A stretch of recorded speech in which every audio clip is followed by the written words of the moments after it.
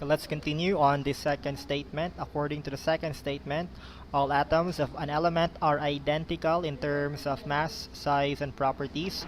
Atoms of one element are different from the atoms of other elements. So again, accordingly, we have here carbon atoms. According to the original atomic theory, all atoms of the same element are identical in terms of mass, size, and property. So, for example, these are all carbon atoms. According to Dalton, all these carbon atoms are identical, so they are the same. They have the same size, they have the same mass, and the same properties. So he thought that, again, all of them have the same mass.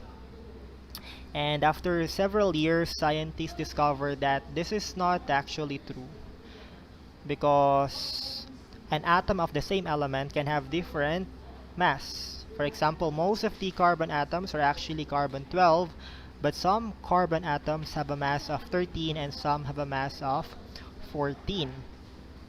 So again, these are all carbon atoms, and as you observe here, they are not all identical. They have different masses. We call these types of atoms as isotopes. So isotopes are variants or variation of a particular element which differ in mass. So their only difference is their mass.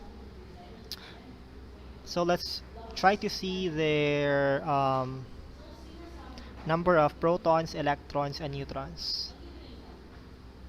Okay, first, and as you see here, this is actually merong 0.011 because this is actually the average of all the isotopes of carbon. We'll discuss more on how we get this average on the next chapter of the book. For now, just remember that this one is not the mass of only carbon-12 atoms. So these are the average of all the isotopes of carbon atoms. And the same for other elements. The mass number in the table of elements is the average of all the masses. So we have carbon. Let's start with carbon-12. Again, it's carbon. All carbon have atomic number 6. In this case, the mass is 12. How many protons are in this atom? We can look on the atomic number 6, and the number of proton is equal to the number of electrons, so we also have 6. And the neutron is mass minus the atomic number or the number of protons. So 12 minus 6, that's equal to 6. Let's go on to carbon-13. Carbon-13, and again, it's still carbon. All carbon have the same atomic number. Protons, electrons, neutrons. The number of proton is 6, and the number of proton is equal to the number of electrons, 6. And then right now, neutron, 13 minus 6, that's equal to 7. And let's go to carbon-14. Carbon-14, atomic number the same, and the difference lang is the atomic weight or the mass number. 10.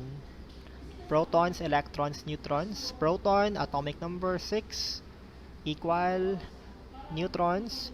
14 minus 6 is equal to 8. So as you see here, these are the isotopes of carbon. We have carbon-12, carbon-13, then carbon-14. They have the same number of protons, 6, 6, 6, but they have different numbers of neutrons.